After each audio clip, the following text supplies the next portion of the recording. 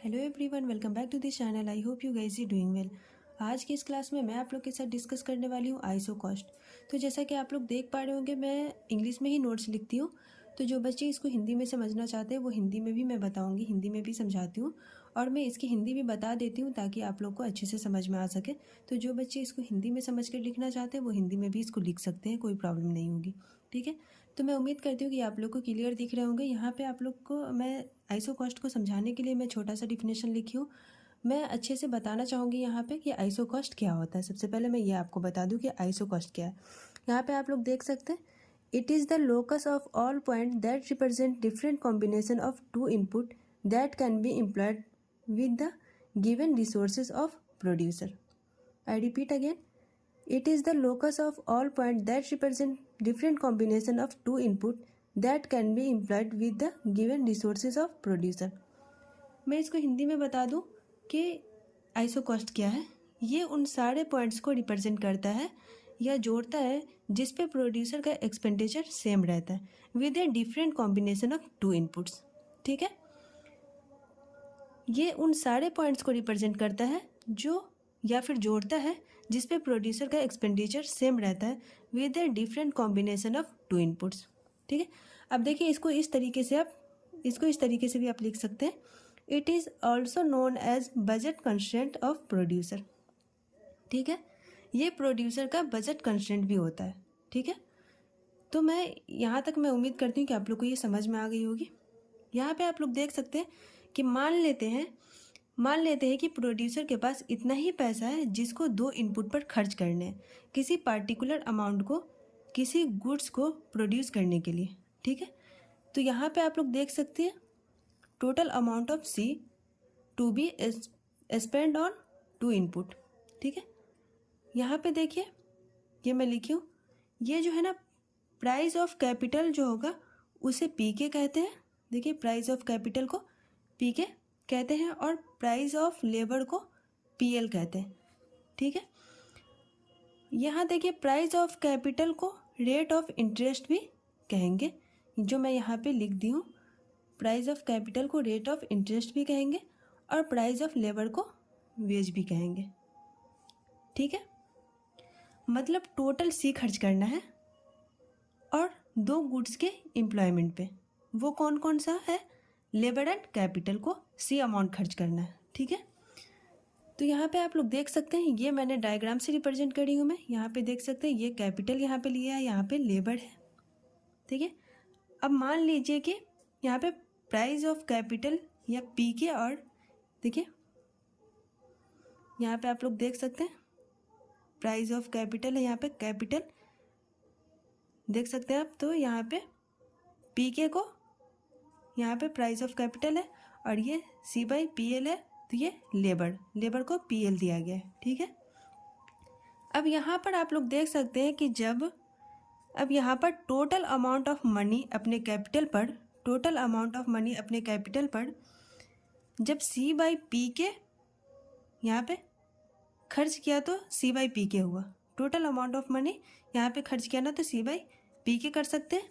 इसका मतलब है कि ज़ीरो अमाउंट, यहाँ पे आप लोग देखिए सी बाई पी के हुआ, यहाँ पे मैं ज़ीरो लिखती हूँ, आप लोग अच्छे से समझिएगा प्लीज़। मतलब ज़ीरो अमाउंट आप खर्च करेंगे लेबर के लिए।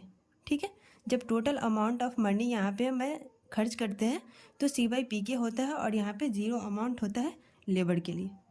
ठीक है, लेकिन अगर सारा का सारा पैसा यहाँ पे सारा अमाउंट आप लेबर पर खर्च करते हैं, यहाँ पर देखिए सी बाई पी एल है, मैं पहले ही बता दी हूँ कि पी एल का मतलब होता है यहाँ पे लेबर को मैं बता रही हूँ।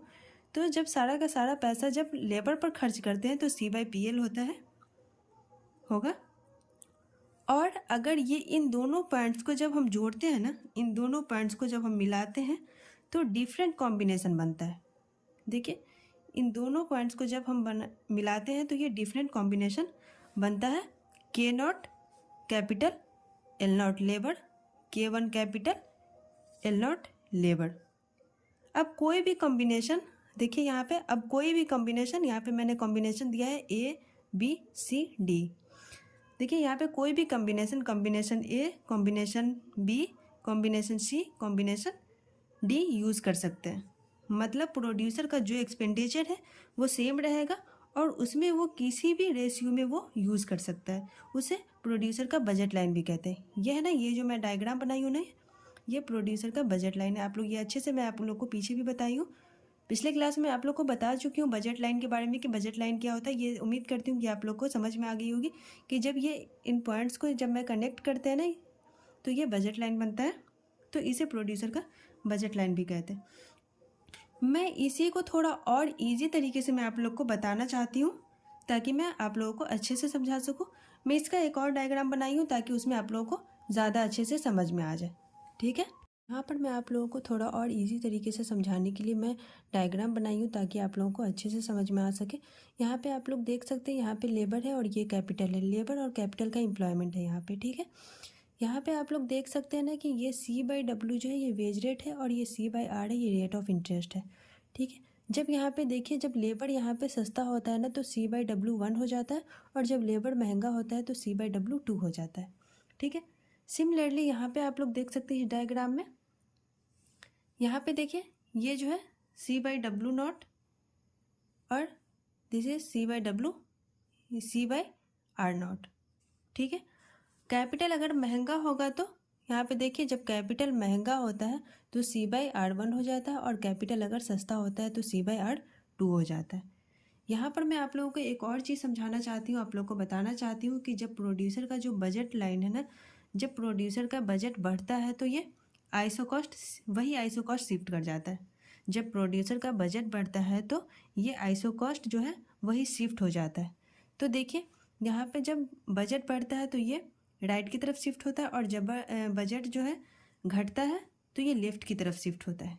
यहाँ पर आप लोग देख सकते हैं कि यहाँ पर वेज रेट में कोई चेंज नहीं है, वेज रेट में कोई चेंज नहीं आ रहा है। ठीक है, यहाँ पे मैं आप लोगों को यहाँ पे देख सकते हैं कि मैं आप लोगों को बताई हूँ कि आइसो कॉस्ट का स्लोप जो होता है वो मैं आप लोग को बताने वाली हूँ यहाँ पे कि आइसो कॉस्ट का स्लोप क्या होता है। ये आप लोग को बहुत बार ऑब्जेक्टिव में भी क्वेश्चन आ सकते हैं, बट अगर सब्जेक्टिव क्वेश्चन भी अगर आप लोग सॉल्व कर रहे हैं, डायग्राम से रिप्रेजेंट कर रहे हैं, तो आप लोग को जो इसका स्लोप होता है किसी भी चीज़ों का अगर पूछ रहा है तो उसका स्लोप हमें बताना ज़रूरी होता है। ठीक है, तो यहाँ पर आप लोग देख सकते हैं कि मैं इसका स्लोप बनाने के लिए यहाँ पर देखिए C/R ओवर C/W, यहाँ पे रेट ऑफ इंटरेस्ट है, ये वेज रेट है, इज इक्वल टू -W/R हो जाएगा। यही इसका स्लोप है।